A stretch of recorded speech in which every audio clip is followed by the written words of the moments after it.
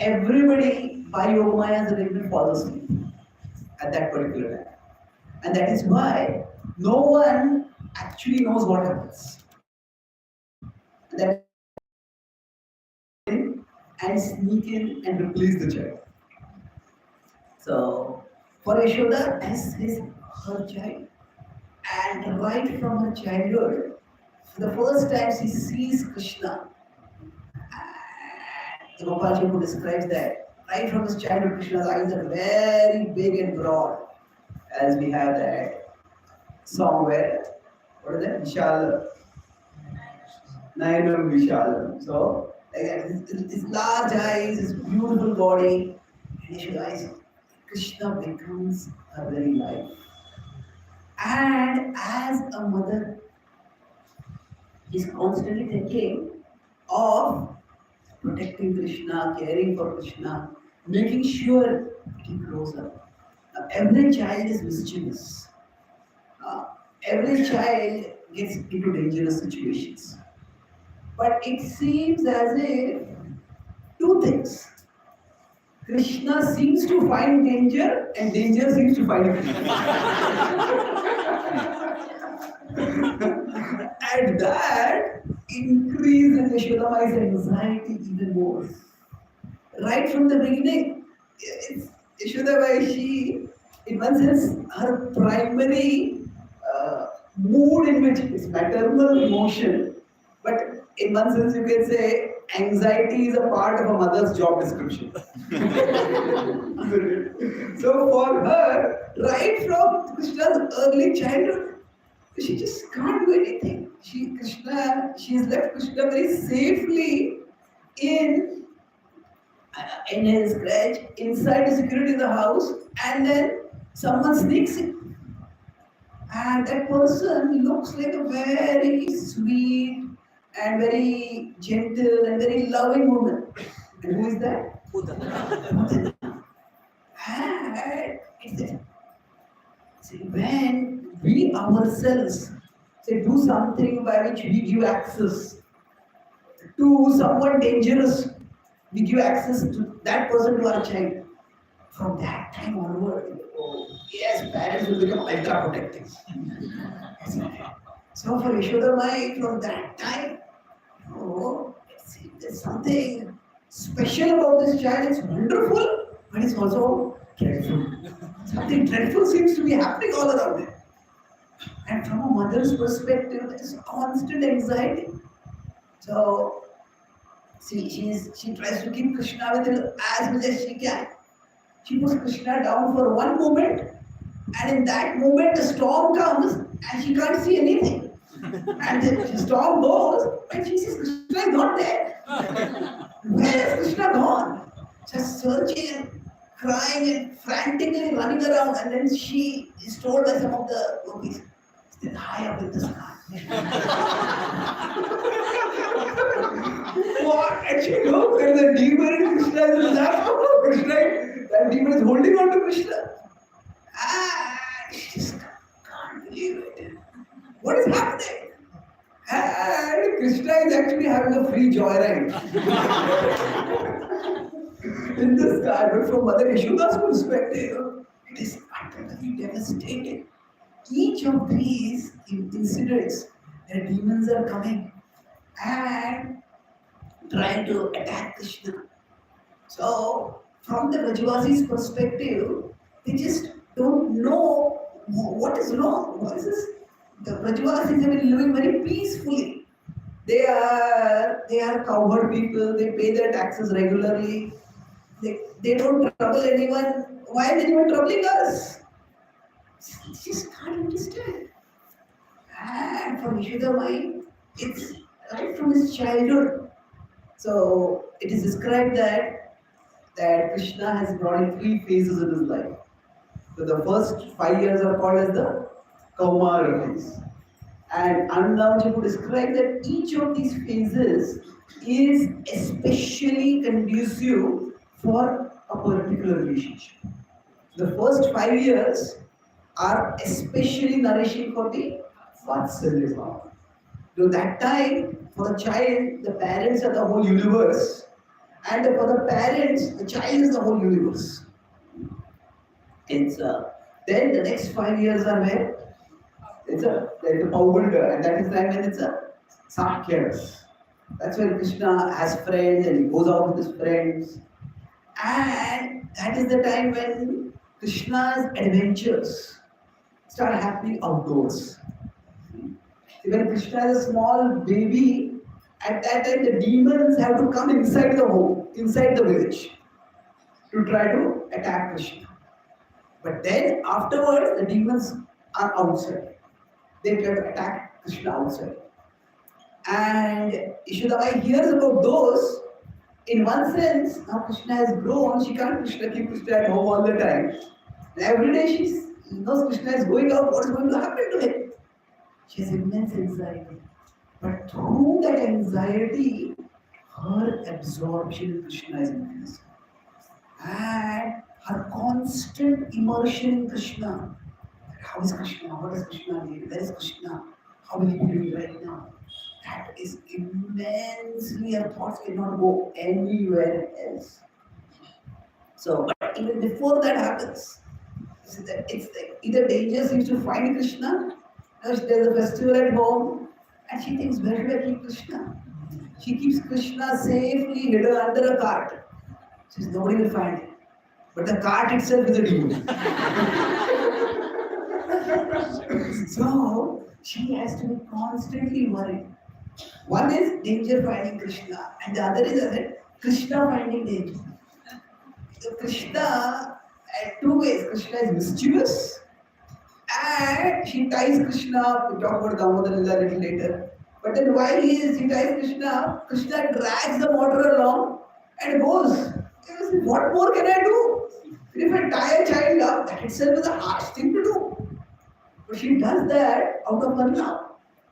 And yet, what happens? After she is tied Krishna, even then Krishna drags the water and trees crashed around it. Now, if we think of this from a mother's perspective, even if a small object falls near our child, what happened to the child? A giant tree falling. That is unbearable.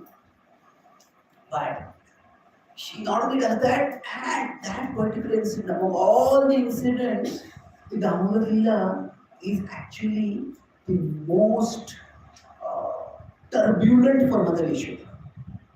We consider that as the conquest of her love over Krishna, over the Almighty Lord. That's how the name Damodar has come up. And that is true. But actually, what happens after the pastime is even more turbulent. So, Mother Yashoda, generally, whenever some danger befalls someone whom we care for, whom we love, then our concern is that, could I have done anything to prevent that danger? Not only that, did I do anything to cause this danger? So, when the trees fall, now Mother Yashoda, she rushes there, and she sees these trees have fallen. And how did these trees fall? None of them can make any sense. But then those trees are very close to each other. And for Mother Yashoda, she has thought, what should I do? I have to protect Krishna. The Krishna is so mischievous, Krishna does not acknowledge that he is mischievous. Like in this particular pastime, is described that Uvacha satyam vadahe murare. Speak truthfully. Did you steal butter? So now Krishna is so sweet and you could say naive in some ways. Sometimes butter is all over his mouth. No, I didn't eat butter. So, no, sometimes someone is a liar, but they are such a poor liar that their lying is sweet. So, if we love someone, we like everything about that person. So, even Krishna's lying, it endears him to Mother Yashoda. And yet, at the same time, she's concerned. Our concern, the Ananda Anjali describes, why does Mother Yashoda decide, I have to tie Krishna at this particular time? So, actually, Krishna's stealing butter, it is in two distinct phases. The first is Krishna is stealing at home itself. And Krishna says, okay, the child is mischievous, he steals here and there. Okay, he's stealing butter at home. But then, afterwards, Krishna starts going out of the home and starts stealing butter from other people's homes. And that causes a little more worry to Ishida. Now, what is her worry? He starts thinking, Vrindavan is a small place. Krishna has to grow up. Krishna has to get married to somebody in Vrindavan. If he has a reputation of being a thief, who will give their daughter in marriage to Krishna? So she's anxious. And she starts thinking, if Krishna needs butter, why does he have to steal butter from somebody else's house? We have so much butter. I will give him butter as much as he wants. So Krishna's stealing butter causes Mother Yashoda immense anxiety. And for Krishna, he's stealing butter. And for Mother Yashoda, it is incomprehensible. Why does Krishna have to steal butter?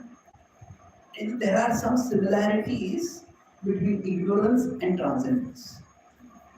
Ignorance, Bhagavatam says, people who are completely absorbed in Krishna are happy, and people who are completely absorbed in Maya are also happy. And those who are in between, for them it's a struggle. Like somebody is so drunk that they don't even realize they are drunk. They're just happy.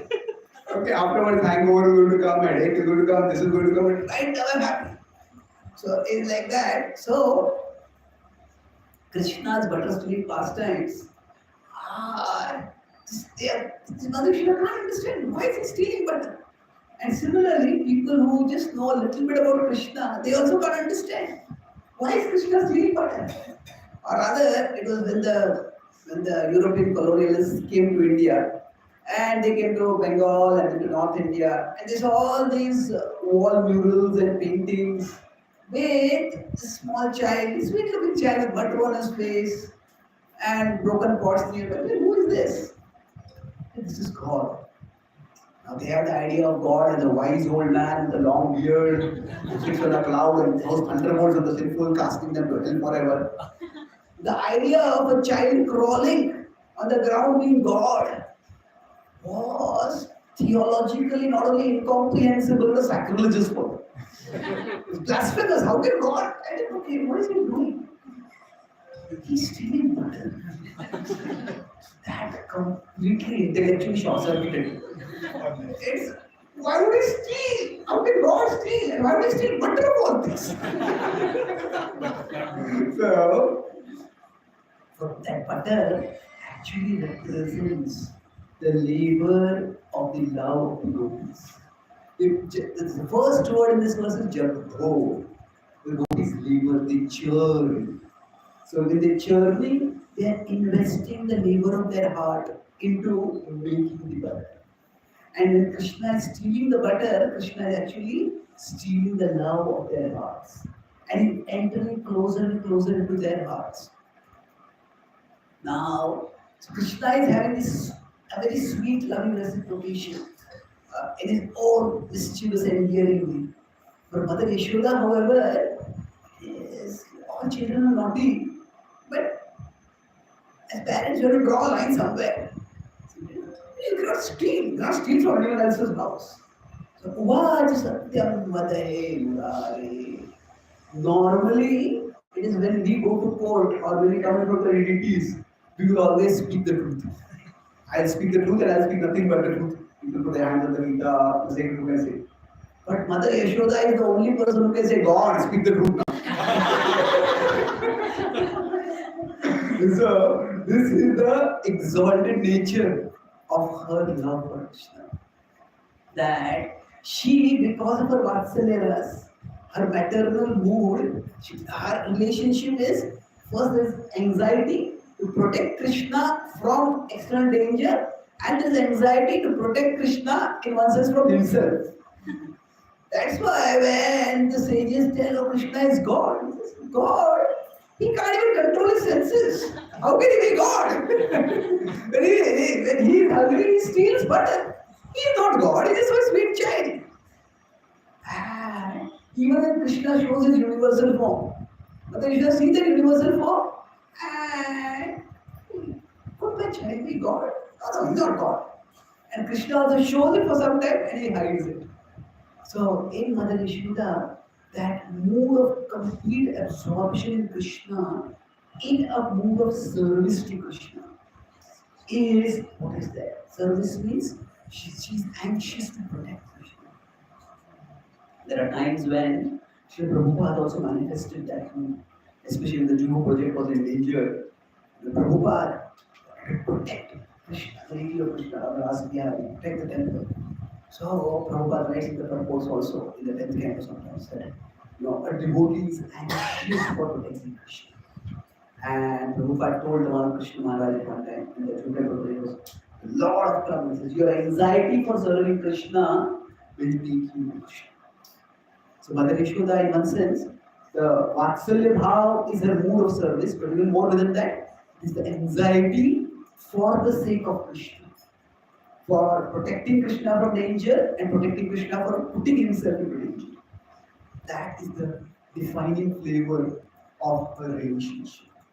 Let's sing this once more, or again once or twice with you, and then we discuss. जठो धत्तो Navneet पिंडो जठो धत्तो नवनीत पिंडो गृहे यशोदा चिकित्सयन्ति गृहे यशोदा चिकित्सयन्ति उवाच सत्यं वद हे मुरारे उवाच सत्यं वद हे मुरारे गोविन्द दामोदर माधवेति गोविन्द दामोदर माधवेति जग्धोध दत्तो नवनीत पिण्डो जग्धोध दत्तो नवनीत पिण्डो गृहे यशोदा विचिकित्सयन्ति गृहे यशोदा विचिकित्सयन्ति उवाच सत्यं वद हे मुरारे उवाच सत्यं वद हे मुरारे Govind Damodar माधवेति Govind Damodar माधवेति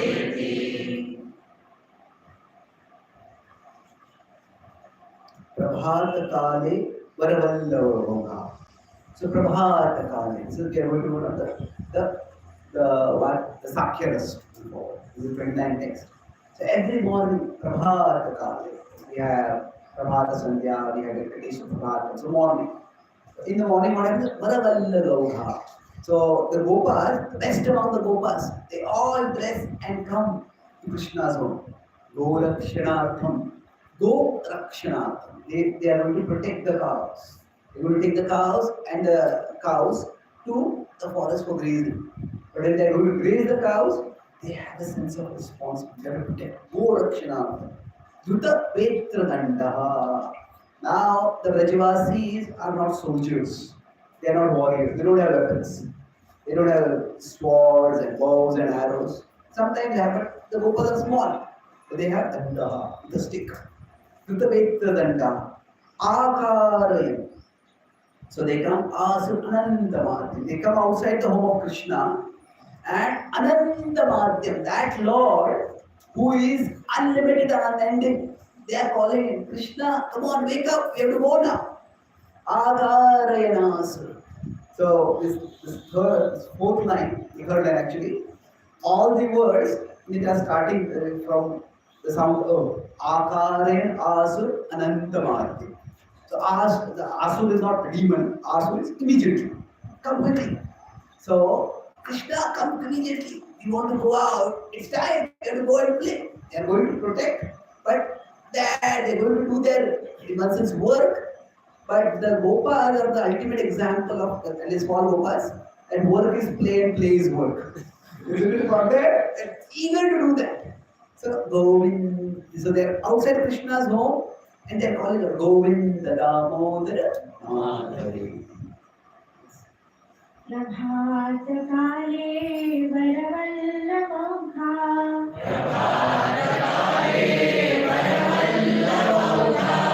गोरक्षणार्थं धृतवेत्रदण्डा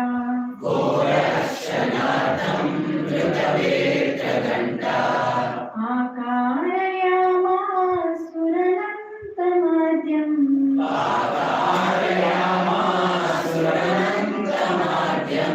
Govind Damodar माधवेति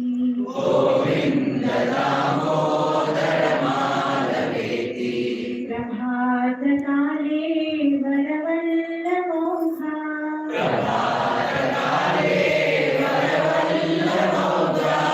गोरक्षणार्थं धृतवेत्रदण्डा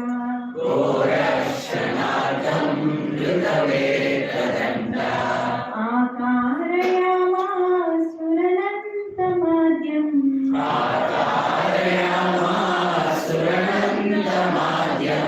Govind Damodar माधवेति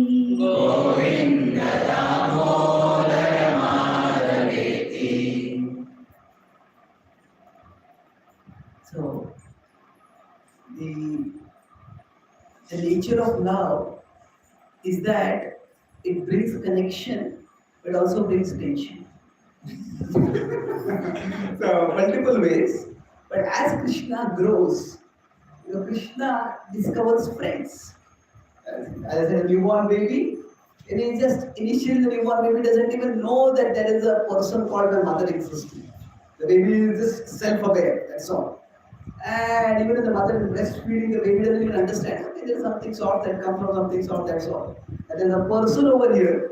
Gradually, the baby starts understanding. This person loves me. This person cares for me. And then, as the baby grows, and it becomes a toddler, grows up, then there are other kids. And then the kids you play at home, then you go up. So now, the Acharya has described that why is it that all the Gopas have come, but Krishna thought he'd come out of them?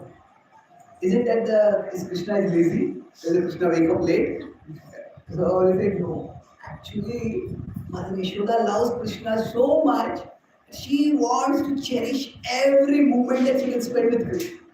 So when she's bathing Krishna, when she's dressing Krishna, when she's helping Krishna to get ready, she just prolongs it. And Mother Krishna is saying, "Ma, I have to go. Yes, you're not ready now." And she combs Krishna's hair, she decorates Krishna, she puts some paint on his face. Enough! No, little more. so that is why all the other Gopas are ready and they're calling Krishna, please come. But Mother Yashoda is trying to hold on to Krishna. That's her love. So that's why I said that with love there is connection, but there's also tension. As Krishna wants to be with his friends, as parents, on one side, we're happy that our children have friends. But then on the other side, why is my child not so eager to go away from me? Isn't it? It's like that. Krishna, she wants to spend time with Krishna. But Krishna is so eager to go. So that's how all the other Gopas are there. They are eager to see Krishna. And Mother Yashoda is also eager to see Krishna and not eager to see Krishna go. So they come out, Akarayamasu, Akaraya, come, we have to go and work. Ask quickly. So they are all coming and waiting outside. Now, this particular scene is actually the time when Krishna comes out of his home and walks out of Vrinda Maharaj's home till the outskirts of Vrindavan village. Now, the word Vrindavan has many different meanings. One is it refers to the village. It refers to the particular forest called Vrindavan. It refers to the whole set of multiple forests which are also called Vrindavan. So when Krishna is in the Vraja village, Nanda Maharaj's house is more or less in the center of the village. So from that center, Nanda Maharaj's house, Krishna comes out. And Krishna comes out and he goes. So that is the time everybody in Vrindavan gets to see Krishna. So it's an event in itself. Oh, Krishna is going out. Everybody wants to behold Krishna. Krishna is the darling of Vrindavan. He's the heartthrob of Vrindavan. And just like in the morning and all time the rooster would cock, would blow, or would make a sound, and everyone would wake up. So the Gopas calling out to Krishna come out. That is actually the indication for everyone else also to come out. It is, not just Krishna is going to come out now, everyone else is come out. Krishna, they all get to behold Krishna. And when they behold Krishna, they are slowly moving along. Krishna gently moves with the Gopas, and the cows are there. And there are so many cows, and they all cows. They are initially the cows, they go to cows after the cows. They all have to be taken. So they are all going through the villages of Vrindavan, the roads of Vrindavan, and everybody is moving. So the elderly gopis and the Gopal also, they are not already gone out. They come and they behold Krishna, they come out of their homes. The younger gopis, they go on the terrace of their homes. There is it's a traditional culture, there is a certain shyness and certain amount of modesty is there. So the gopis themselves, the younger gopis, they cannot show their interest and their attraction toward Krishna explicitly. So they just make some excuse and go up to the terrace, say, I have to try this clothes, I have to do this, I have to do that. Now, their parents also know what they are doing. But they go up and from above, they're beholding Krishna. So, when they go up, now Krishna gently moves forward. And generally, the daytime is the time when Krishna is with the sakhas. And initially, Mother Yashoda actually didn't want Krishna to go out. So there are so many demons over here. The demons are coming inside. If Krishna goes out, then what demon will come and what will happen? I can't get Krishna. So Mother Yashoda actually, she keeps coming up with excuses. No, Krishna is not ready to go. Krishna is not ready to go. Now Krishna is eager, desperate to go. And Krishna is also sweet little child.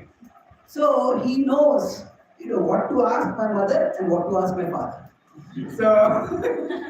So when he has to go out, he knows Mother Yashoda will not say yes. So he goes and asks Nanda Maharaj. Nanda Maharaj, as a father, is concerned that Krishna also learn our craft, learn our profession. So Krishna has to be responsible. And he says, yes, you can go. And Krishna is delighted. And after that, he says, can you tell Nanda Yashoda why?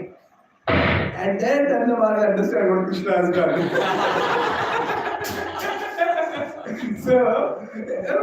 so then Nanda Maharaj talks to Yashoda and she says, no, I cannot get Krishna. So then, finally, although Krishna and Balaram both perform their mischief together, somehow in Vrindavan it is Krishna who is considered mischievous. Balaram is not seen so much as a mischievous person. He is the elder brother and he sees the responsible brother. So finally Yashoda agrees when Nanda Maharaj tells Balaram and Balaram promises, I will keep an eye on Krishna. I will keep him out of mischief. Now Balaram also knows nobody can keep Krishna out of mischief. Krishna will do what he wants to do. But when Balaram promises, and Yashoda says, Balaram, always listen to Balaram. He is your Tauji. He is your elder brother. And then Yashoda lets Krishna go. And then even when she lets Krishna go, actually they follow Krishna. And they follow Krishna right till the outskirts of the forest. And then initially Yashoda is saying, Krishna, don't go very far. Like mothers will tell the child, you play, but play within my sight. I should be able to see you. So Krishna says, there's no fun. I want to explore the forest. There's so much adventure over here. And then slowly Krishna comes up with reasons by which he can go away. He can go further and further into the forest. And then when he's gone in the forest with the sakhas, they have lots of fun. The cows are grazing, and while the cows are grazing, they play around, they play with various games, they explore the forest, they decorate Krishna, And among the various things that they do, they actually many times in that play defeat Krishna. And when they defeat Krishna, their condition is that okay, now you are defeated, you have to carry us. So then Krishna, who is God, the Gopas carry. Gopas carry him, and not only carry him, he carries the Gopas rather, but he carries them and their feet touch Krishna's body. And the devatas from above are seen. And in one sense, the devatas know that actually this particular person is Vishnu. You see, even among the devatas, their interaction with Vishnu is very limited and mystical. They know Vishnu is the supreme Lord, Vishnu appears. But Krishna appears very, very infrequently. Krishna is God and eternal. And that is why, even when the devatas are seeing Krishna, they're always unsure. Is this really God? Can this be God? Maybe this is not God. Maybe this is God. So they know that they have prayed and they know that Vishnu is going to come and they know that actually Devaki's son has come over here.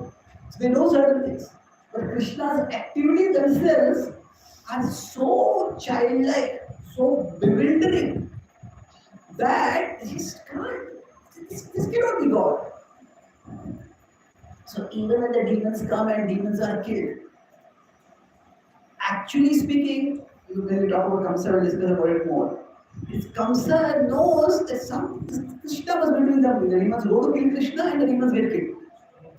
But what exactly happens? Is that there's only one demon who is sent because Kamsa doesn't want to create a big dual cry.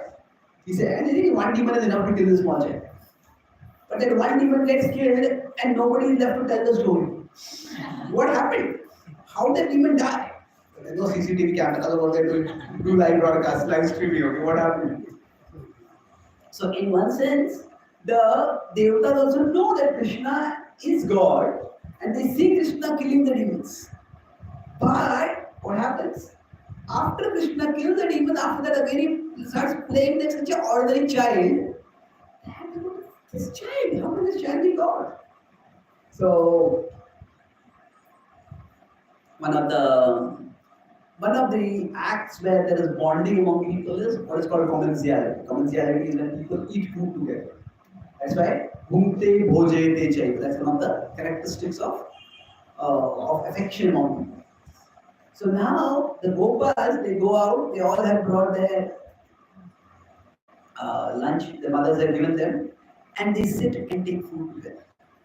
And because they're children, they have mischief. They do all kinds of mischief. So along the mischief that they do is that sometimes they steal each other's lunchbox.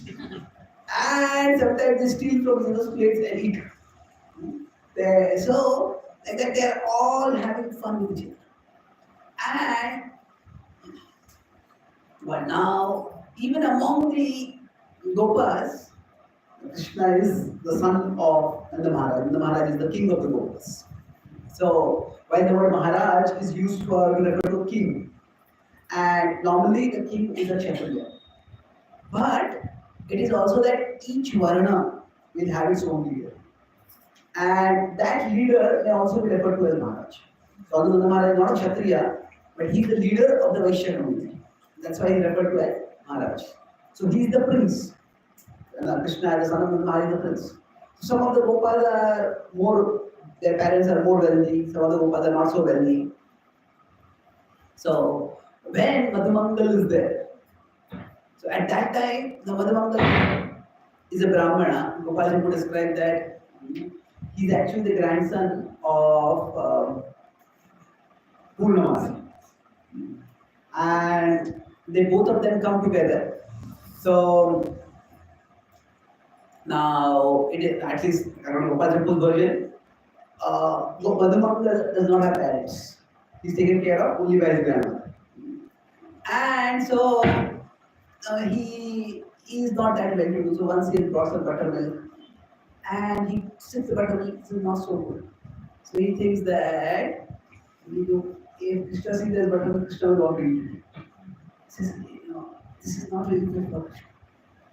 So he goes behind a tree and he starts drinking the buttermilk himself. Now Krishna notices, hey, where is Madhumangal? So Madhumangal is in Vrindavan Leela, Madhumangal is like the comic relief character. He's the comedian. So he always has all kinds of fun. So Krishna has fun at his expense at times. So Krishna says, where is Madhumangal? And he says, Madhumangal has a pot and a small pot of buttermilk. He sees Krishna coming and he hastily wants to finish what he's drinking. So all of it just gulps it into his mouth. Now when we swallow something, even our capacity to swallow is limited. We can't swallow. So what happens? Some of it stays stuck in his mouth. And his cheeks swell. And he thinks, oh, I have drunk it. Now Krishna can't get it. Now Krishna thinks, hey, this is so delicious. That's why you're drinking it all alone. I want some of it. And Mangal is grinning. He shows him there is nothing in the pot. And Krishna is far too smart for his own good. So what Krishna does? Krishna comes and he slaps him gently on his face. And then the buttermilk comes out. And the buttermilk goes and falls on Krishna's body. And then Krishna takes it and starts drinking.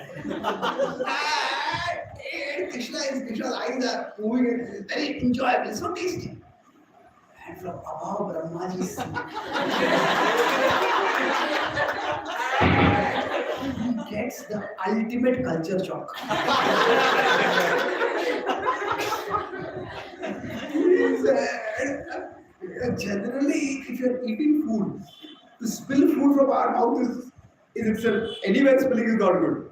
But to spill on somebody else's body, that is worse.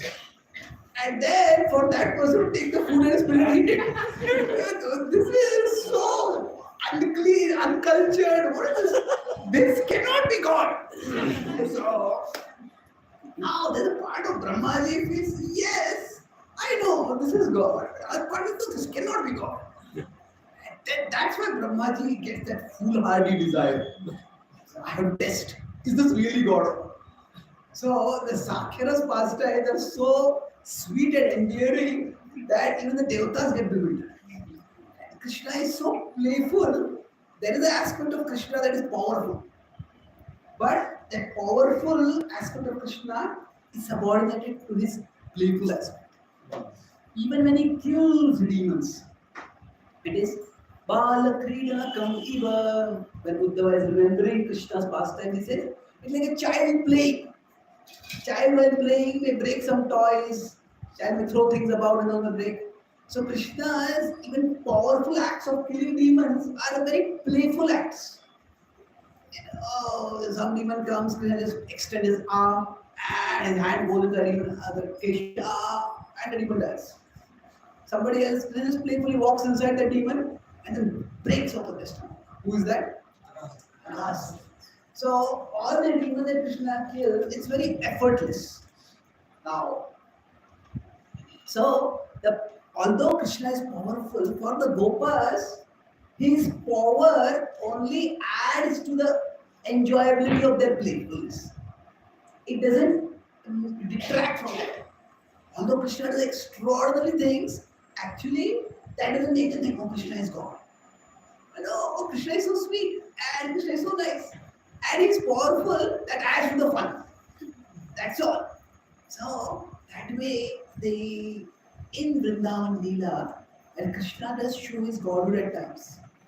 Everyone else, they just can't, the Brajvasis, it just doesn't register with them. Their love is so strong for Krishna that Ananda Madhyam, although Krishna is the beginningless, endless Lord, the Gopas are coming, Krishna, wake up now, you're not woken up, that's why you're not coming. So that is the sweetness of that particular relationship. Wherein, now many of the Gopas, they actually, some of the Gopas are slightly older than Krishna, some of the Gopas are younger than Krishna. So those who are older than Krishna, they think that we actually have to protect Krishna.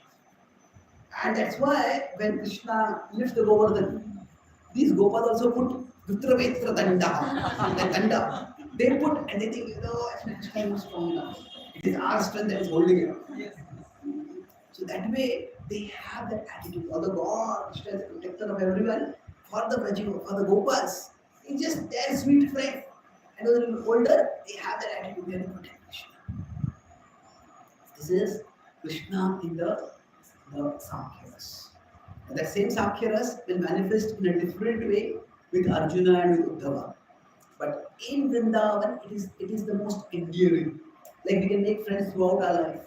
But the friend that we make in our childhood, the first friend that we make, there's a particular sweetness to that friendship. And that sweetness remains. So, in fact, Gopal Chapu describes that among the Pandavas, why does Krishna have a special relationship with Arjuna? Arjuna specifically among all the Pandavas. He says that Krishna outside Vrindavan is always remembering Vrindavan. And among all the Gopas, among all the Pandavas, the only Pandava who has a name, it's also the name of a Gopa, is Arjuna. So Arjuna reminds you of Vrindavan. That's how that first attraction is formed among them. So this is Krishna with the Gopas. प्रभात काले वरवल्लभोगा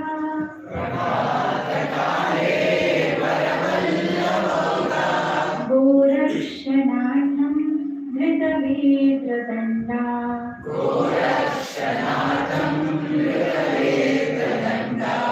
आकारयामासुरनन्तमाद्यम् Govind Damodar माधवेति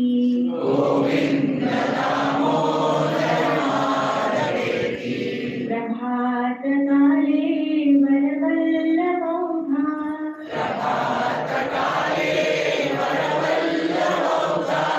गोरक्षनाथं धृतवेत्रदण्डा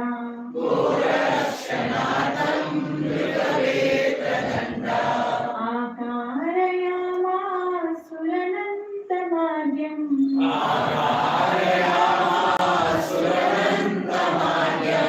Govind Damodar माधवेति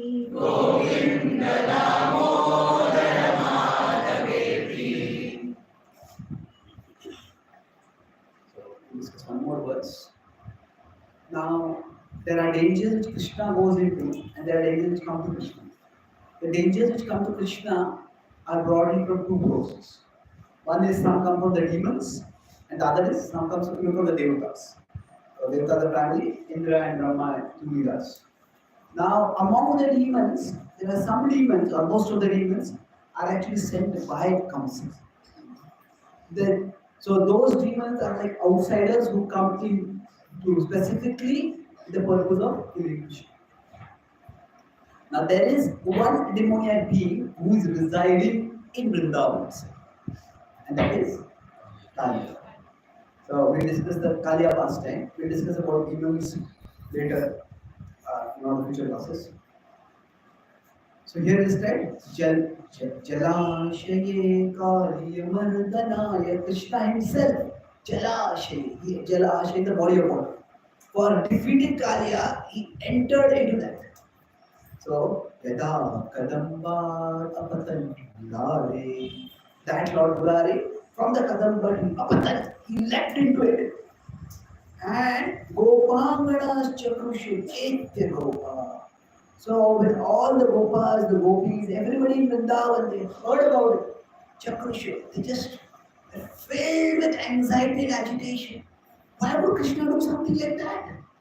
That is a dangerous place, everybody should stay away from it. And Krishna has actually himself jumped into it. They all left everything and just ran straight. And it is described that there are Gopi mothers, village Gopi, they had small babies, and they forgot their babies and they ran. They ran to what happened to Krishna? And their babies, they were just 1 or 2 years old. The Gopis also, the babies also started running. Not to see their mother, oh, I want to become the Lord. What has happened to Krishna? So everyone from small toddlers to elderly, everybody ran to the Kalyada to see what has happened to Krishna. And that was the extent of the love of the Vrajavasis for Krishna and their anxiety that Krishna is in danger. जलाशयिकालियमर्दनाय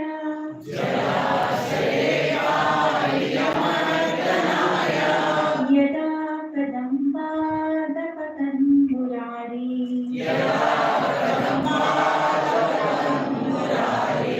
गोपाङ्गणाश्चु कृषुरेत्य Gopa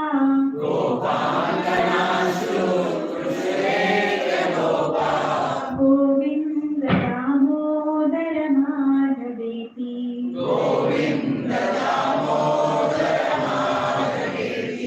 जलाशये कालियमर्दनाय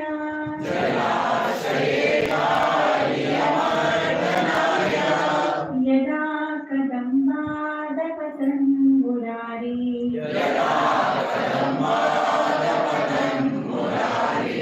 गोपाङ्गणाश्चु कृषुरेत्य Gopa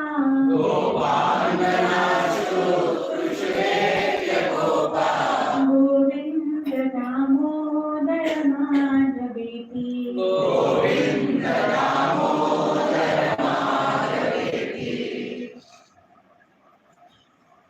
So among all the pastimes in Vrindavan, there are only two pastimes where all the Vrajavasis come together. Which are the two pastimes? Kalya and Govardhan. So, and all other pastimes they happen at different places. Now, in Krishna's time, when Mother Yashoda is time Krishna, at that time also many Vrajavasis come, and that's all. From other villages also nearby they come. But if the Gopas are not there, the parents have, the fathers have gone out for it. So at that particular time, or rather at this particular time, these two pastimes, everyone is together. So the difference is that here Krishna is in danger and everybody is coming to see. What can we do? Can we do anything? We have to be there for Krishna. In the Govardhan Leela, everyone is in danger and then they come to Krishna. Krishna, please help us. So only you can protect us. So while it's similar in one sense, the mood is different. There, it's such a huge danger. It's all over Vrindavan. The rains are coming like never before, and flood is rising, and all the Vrajavasis are helpless. There are times when the Vrajavasis pray to Krishna for help. So when there's a forest fire, they pray. But this is all other dangers are like more localized dangers. The Govardhan Leela, the danger is everywhere. And Krishna has to do his miraculous thing, which he lifts over. He river Adhari. So in this particular case, it says the Gopas, yes, Krishna is mischievous, sometimes he gets into trouble. But this is the height of it. Why would anyone jump into the Kalyada? So what has Krishna done? What is going to happen to him? They just can't cure their anxiety. And when Krishna comes here to Vrindavan, at that day, they come and they say Krishna is caught. They're worried what happened. Krishna is caught and Krishna appears to be motionless. He appears to be motionless. Has Krishna died? Has Krishna been beaten? Has the poison gone in? They don't know what is going on. And Krishna lets that action go on. Or rather, his inaction go on. Krishna is letting that the drama rise to its climax. And actually, Krishna is waiting for something. Who is he waiting for? Yes, he is waiting for Radharani to come. Now, Radharani is in a different village.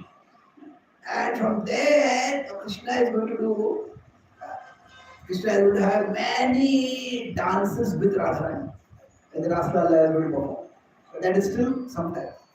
So here, Krishna wants to show Radharani how good a dancer he is. So he waits and waits, and then finally, when Radharani comes, Yashoda Maya initially says, "No, I'll jump in and save Krishna." And then the Maharaj also wants to do the same thing. But then the Maharaj, he can't do anything. So the other lady has to stop Yashoda Maya. And then the same Krishna who is completely helpless, within moments he makes Kaliya helpless. He just breaks free and starts dancing on Kaliya. And that dance is probably the most spectacular dance performance. The dancing in the Rasleela is extremely beautiful. But here, to dance, everybody needs a good floor, good surface. Now, imagine if the floor is slippery. We can't even walk on it. What to speak of dancing? So, snake skin itself is slippery. Snake skin with water on it makes it even more slippery. And on top of it, it is not just dead snake skin. It's actually the snake is moving. So it's like you don't even know where you're going to put your next foot because the hooves are all moving. So, and in that place, in such a situation, on the slippery surface and moving surface to dance, itself is spectacular. And then it is not a slippery and moving surface, it is a slippery and moving surface that is trying to attack Krishna. So Krishna has to dodge all the attacks and still keep dancing. So that's spectacular performance. And Krishna is dancing in this way again, so he is basically showing how defeating any demon is completely effortless work. Now, in the Vrindavan Leela, I'll talk about this point more in future class. But see, for those who are already devoted to Krishna, Krishna's Vrindavan pastimes are very sweet and endearing. But for those who are just a little more analytical, a little more critical, what is this? This kid is playing. So they feel that first of all, these stories are unbelievable. And even if you believe the stories, what is there to learn from these stories? So, in one sense, if you want to draw life lessons, in Ramayana and Mahabharata, much easier to draw life lessons from.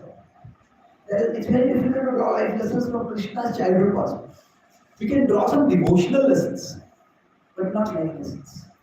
So, it is because of this, for people who cannot approach, who just cannot appreciate Krishna's pastimes, especially the demon killing pastimes in Vrindavan. That's why Bhaktivinoda Thakur gave non-literal meanings of these pastimes. They said this demon represents that, this demon represents this. And his point was that give people something to cheer on. Something I which they can appreciate. So basically, he explains that this particular point we will explore in the last session. But while we are taking over this playfulness of Krishna, there are ways of looking beyond the playfulness also. So he says that those who approach Krishna Lila can be approached by those who are Kanishthas, those who are Madhyama, and those who are Uttama. Now he uses these words in a different sense from the way these three words are used in, say, the Bhakti Sindhu or the Updeshamrita. So Kanishta is, he says these are people who are literalists. They just take the story at face value. And they just enjoy the story. They neither have the intellectual inclination nor the intellectual capacity. They just enjoy the story. And those who are well educated, those who are analytical, those who are thoughtful, they feel this is too simplistic, this is too naive, this doesn't make any sense. So he says, yes, above the Kanishta or the Madhyama. And the Madhyama look for non-literal meanings. And in one sense, he is patting the Madhyamas, those who at that time we call it Bhadraloka, on the back. He says, yes, your thoughtfulness is good. Yes, you are above all these people just simply enjoying these stories without thinking of any moral lesson, thinking of any deeper significances. But what he does is, he pats them on the back, but then he says, there is a higher level. Uttama, but there is Uttama. And Uttama is where it's really a emotional or a transcendental level. So he says that here there's a significant difference. At the literal level, it is just entertainment. And at the literal level, people may hear one story, and then after that, they just forget about Krishna. Like TV, people may watch Ramayana, Mahabharata, and when that gets over, they may all start watching some Bollywood movie. For them, there's no difference. But he says, for those who are at fundamental level, they are at the level of enlightenment. And for them, Krishna Lila actually increases their absorption. It increases their attraction. For them, there is no reality other than Krishna. And this is the highest level. People Bhagavatam Rasam Alayam. And this is Rasa. Now, he does not do the specific breaking, but in the non-literal readings, the readings can be at two levels. So, there is at the ethical level and then at the allegorical level. So, these four levels, L, E, A, acronym D, there are four levels at which Krishna Lila can be understood. So, at the literal level, just enjoy the story. This Krishna Lila, Ram, the stories from the Shastras. At the literal level, people just enjoy the story. Then for children, that is fine. For people who are not very powerful, that's fine. But there is much more to it. At the ethical level, we look for life lessons, we look for guidance. So who did what was right, what was wrong. So Prabhupada also frequently adopts the ethical level. And he says, say, Arjuna is coming in the middle of the passion field and he's thinking, should I fight or not? This shows Arjuna is thoughtful. This is a thoughtful person is ready to receive the knowledge of the Holy God. So that's ethical deliberation. Now there's allegorical meaning also. At the allegorical level, the focus is primarily on what? What does this symbolize? So that's where Putana represents false guru, and this demon represents this. Now Bhaktivinoda Thakur does not give much elaboration of this on it. It's actually just one verse or one half of a verse. This represents this represents this, represents this. And he does not give any commentary on it. So that, now we can try to figure out some commentary. But the point is that he is giving intellectual space for those who cannot come into the emotional space immediately. He is giving them intellectual space. And the allegorical reading is very fine. In one sense, as long as it does not replace the literal. It does not say, oh, it's only symbolic and there is no actual reality. Now the actual reality can it be actually called literal? That's a big question. So literal means that Krishna does not come in a physical body like ours. His body is transcendental. But these allegorical readings are also there. We won't go into the allegorical readings. But these other levels of looking at Krishna's pastimes, ethical and allegorical, we will be approaching this in future sessions. There especially we talk about the ethics of Krishna's activities. But in Vrindavan, it can at one level seem literal, it can just seem non-intellectual and playful and childish. At a transcendental level, it's just immersion in ecstatic Krishna. There are the pure devotees or the serious devotees, they are approaching this at the devotional level. You also try to approach it at the devotional level. So, I'll summarize quickly what we discussed. We mainly discussed the broad theme I'm talking about. We will be discussing Krishna in terms of his relationships. So, some key relationships in each of the places. So, 3 or 4 relationships in Vrindavan, in Mathura, and that we will be discussing. And then we discussed the first relationship was Krishna and Yashoda. So, Uvad Satyam Vadahe Murare. So, her primary flavor is anxiety. So, in Vatsalya Bhav, she is danger comes to Krishna and Krishna goes to danger. So, she has to protect and that protective mood that sometimes devotees also need to have in protecting Krishna's mission. And then we discussed about the Gopas. Now, we didn't discuss about the Gopis because we will discuss that hopefully later on. We will discuss Madhurya Bhav. So in the Gopas, it's playful, and within the playful, actually Krishna's being powerful is subordinated to it. Krishna is powerful, Krishna is God, but that is not the primary reality. Gopas, but then the primary reality is Krishna is such a wonderful playwright, and that is so powerful in the additional spice to it. That is God, they don't think of it like that. And that's how the Devatas also get revealed. And then we discussed about Kalya. In general about the demons. Some demons come from outside, some dangers are from above, and some dangers are already there itself. So the demons, Devatas, and you could say resident demons. That is Kalya. So now here the idea is Krishna when he's performing his pastime, he is like some people say like a drama queen, so he's a drama king. So he lets the drama comes to his pitch, lets himself be caught and then lets himself be free. And then perform a spectacular dance performance on Kaliya's back, where on Kaliya's boots, where like three things.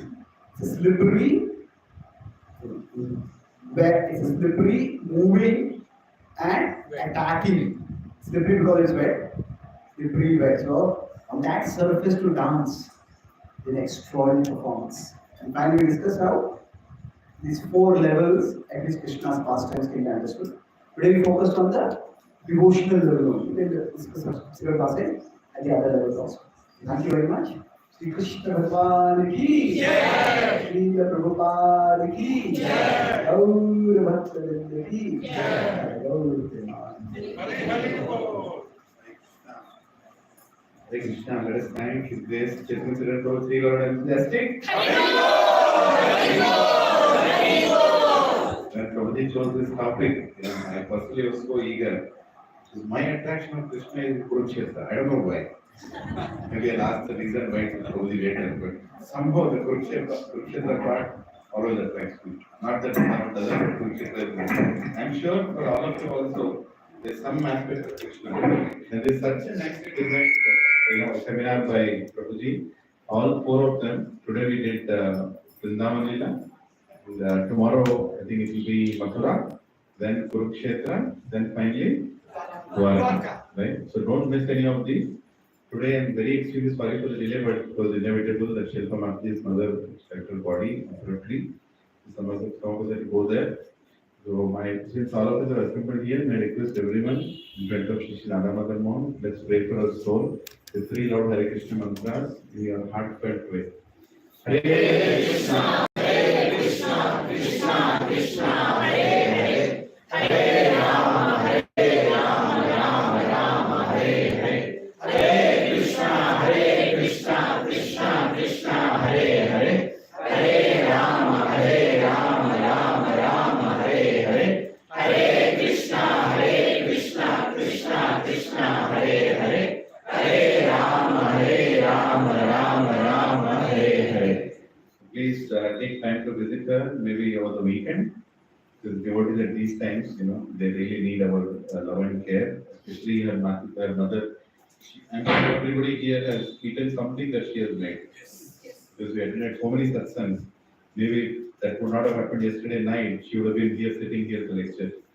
Right? So, very enthusiastic devotee, but anything can happen. So, we are entering Vrindavan, maybe she already reached Vrindavan, right? With us here. So, please don't miss the lectures further. And if anybody wants to contribute anything for the Prashadam here, I know it's sponsored, but it's a good way to reciprocate for the money. So you can meet Sri Gopal Prabhu, or you have the barcode, can do it. Hare Krishna. Hare Krishna. So tomorrow it will be at 8 o'clock. Sharp, we will start. Hare Krishna.